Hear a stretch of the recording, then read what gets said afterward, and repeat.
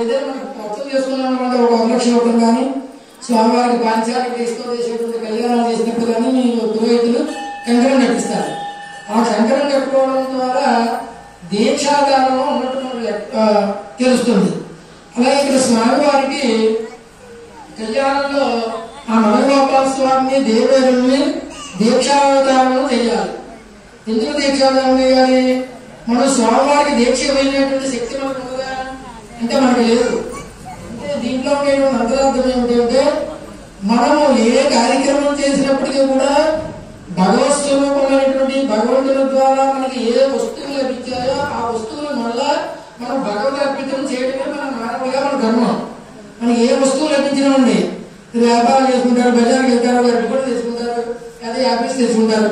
ఇంటికి వచ్చేసి వెంటనే పిల్లలకి ఇవ్వడం కాదు, ఆ మంచి సాంప్రదాయం అలవాటు చేయాలి. ఆ తెచ్చినటువంటి పనులు ఏం చేయాలి? శుభ్రంగా కడిగి మీ పూజా మందిరంలో పెట్టాలి. కాబట్టి కట్టుకుని ఏ టైం అయినా పర్వాలేదు, మధ్యాహ్నం అయినా పర్లేదు, ఉదయం అయినా పర్లేదు, సాయంత్రం అయినా పర్వాలేదు. ఆ పేట పెట్టి ఆ దేవుడి దగ్గర పెట్టి ఒకసారి అలా నివేదన చేసి దేవుడిని చూపించి అప్పుడు తర్వాత తిన్నామనుకోండి అది యాపిల్ ఎలా ఏమవుతుంది? ప్రసాదం ఉంటుంది.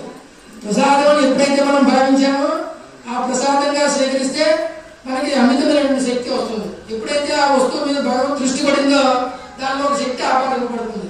అలాగే మన ఇంట్లో ఏ పండుగలు వచ్చినా పిండి వంటలు చేసుకున్నా నేరుగా మనం తినేయకూడదు. భగవంతుడు మనకి ఇచ్చాడు, అది భగవంతుడు అర్పితం చేయాలి, భగవంతుడికి నివేదన చేయాలి. ఏ వస్తువు అయినా సరే చేసిన తర్వాత మనం తీసుకోవాలి. అప్పుడు ప్రసాదంగా స్వీకరించినట్లయితే మనకు అది దిగులేటువంటి ఫలితాన్ని ఇస్తుంది. అందుచేత మన పూర్వీకులు ప్రాతకాలంలో లేవమన్నారు. ఏ పని చేసినాను మనకి 3 రకాల స్నానాలు చెప్పుకుంటాయి. దేవతా స్నానము, రాక్షస స్నానము, మనుష్య స్నానము. అంటే తెల్లవారుజాముని సూర్యోదయం అవ్వకుండా బ్రాహ్మీ ముహూర్తంలో అంటే 4 గంటల నుంచి సూర్యోదయం 6 గంటలకి 5 గంటలకి ముహూర్తం సూర్యోదయం అవుతుంది. పంచాంగంలో రాస్తుంటారు ఏ రోజు సూర్యోదయం 8 గంటలకని. ఆ సూర్యోదయం అవ్వకుండా మనం స్నాన సంధ్యాలు ముగించుకుని స్వామివారికి దీపం పెట్టుకుని పూజా కార్యక్రమం చేసుకోవాలి.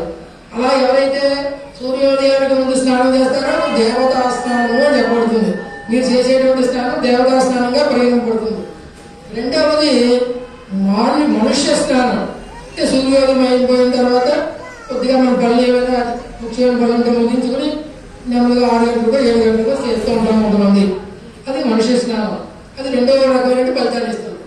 ఇక రాక్షస స్నానం అంటే మన మగవారిని వ్యాపారాలకి ఉద్యోగాలకి పంపేసి ఆ రాత్రి కట్టుకున్నటువంటి బట్టలతో గబగబా వంట వండేసి పిల్లల క్యారేజీ పెట్టేసి వాళ్ళని కార్మికుడికి పంపించేసి సీరియల్స్ అన్ని చూసుకుని ఖాళీ అయ్యాక 11 గంటలకు ఎప్పుడో మనం కనుక స్నానం చేసి పూజ చేస్తే దానివల్ల ఏమీ ప్రయోజనం ఉండదు.